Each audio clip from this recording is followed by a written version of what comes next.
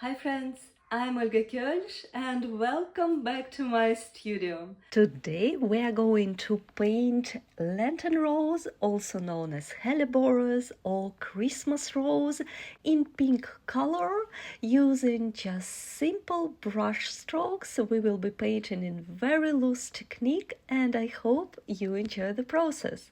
I loaded my brush with very watery quinacridone pink mix. It's a little bit dusty, as you see. I added some other paints from my palette, like perlin green. And with the second brush, I will add just a few brush strokes of perlin green right in my mix, in my watery mix. And I will paint another petal. I paint petals just with brush strokes, starting with the tip of the brush. Apply a little bit pressure on the body of the brush, and here and there I keep adding hints of perlin green. It's 5-petal flower, so I'm painting another one.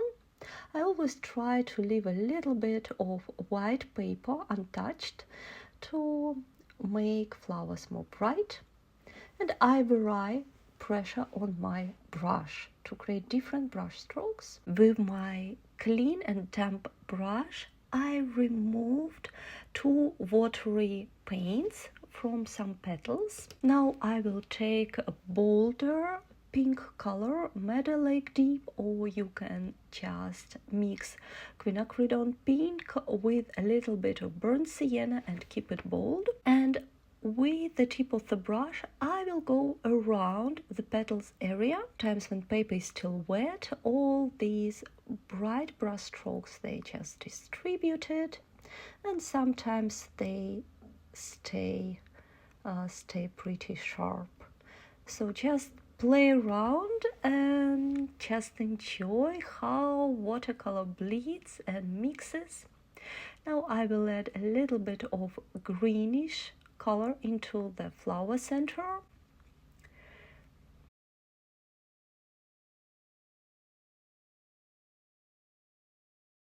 I lift up a little bit more of watery paints from petals. Now I will add just few brush strokes in the flower center, and with my bigger brush I will start to paint another flower. It will be a little bit tilted, so I start to paint petals. I have 3 brushes at the same time. That's pretty convenient. Each one is loaded with different type of paints. Big one with my light diluted mix of dusty quinacridone pink.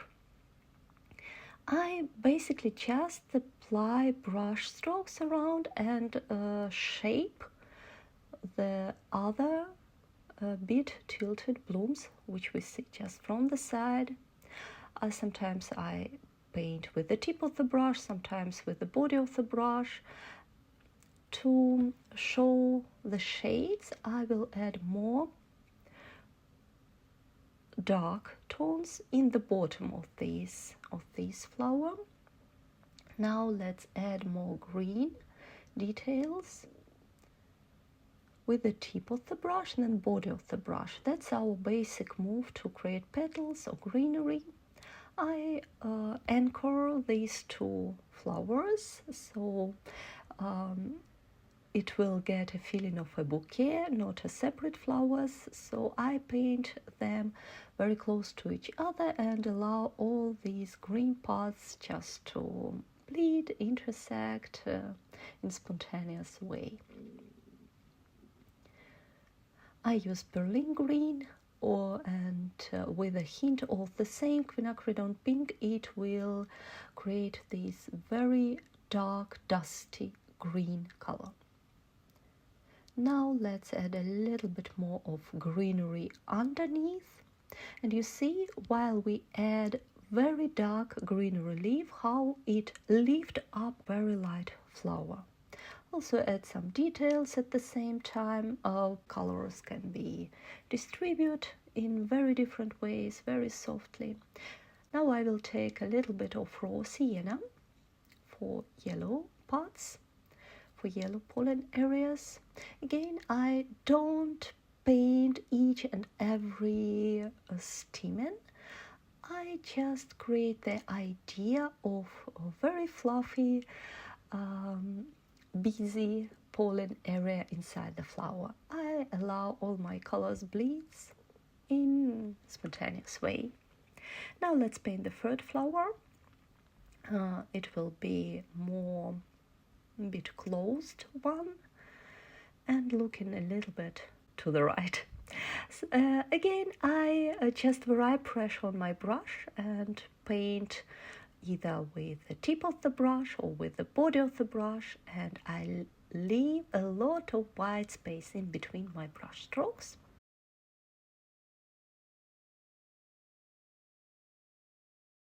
Now again, let's connect all three together with Berlin green and mix of raw sienna.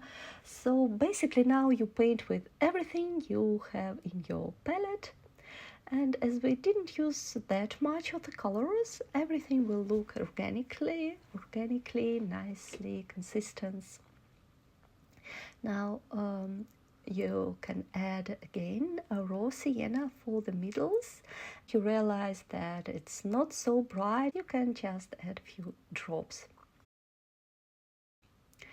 A little bit more of Meadow Lake Deep into the middles, into the center of the flowers. I add a lot of brush strokes painting wet and wet, but my bold mix is a little bit drier than my wet part, and the more dry your paper, the more precise will be your brush strokes. And it's nice then you have variety of different brush strokes.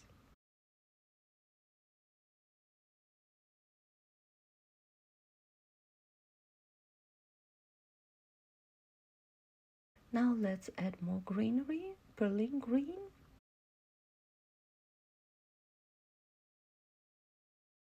And a little bit of phthalo green for the brightness.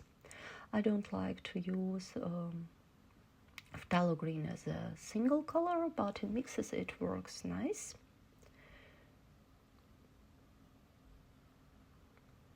And let's add a small little bud to the left. Just the idea of the bud, as you notice, we don't really paint detailed this time. Just playing around with brush strokes, and they are magically turning into flowers. It's nice to have reference for these purposes in front of your eyes. It will help you to stay within realistic painting on one hand, and paint spontaneously. Let's add a little bit more of petals to our right blossom area, and details. Now the paper is almost dry, so brush strokes are getting more and more precise. No bleeds anymore. I use very diluted mix, not so bright, not so contrast, just for the idea of veins and bent areas of the flowers. Now let's add more greenery. Let's have a look on the top. That will be a nice moment to add leaves. Berlin green with a hint of phthalo green. If you do not have Berlin green, you can mix phthalo green with quinacridone rose, burnt sienna in different proportions, and you will get about the same sage green color. Let's add more details into the flower centers. It's very important that flower centers, usually the most attractive part, focal points, add details there. Now you just keep have a look what could be nice for the composition, for the balance, and maybe a few more little bits, few more details, especially when you paint, so to say, fillers. Don't go much into details. All these extra elements, they need their purpose to support the composition. We already painted our main hero flowers. Now we just create nice arrangement for them. Some leaves, some details, some veins. At this point you can just play around with your brush strokes,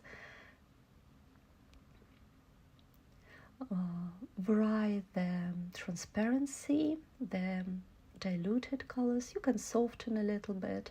You can wash your brush and soften the edges when necessary. The more you go out of the center, the more diluted and more softer colors you can use. So our central flowers will keep our will stay in our focus. And now I will fold my paper towel and remove some of too watery moments which I'm not happy with. Let's have a look. Few small brush strokes around to divide, so to say, to divide petals with the tip of the brush. Very fine brush strokes, just with the very tip of the brush. I hold my brush in the middle, or it's sometimes at the very end of the brush. That allows me to have more spontaneous, more freehand brush strokes.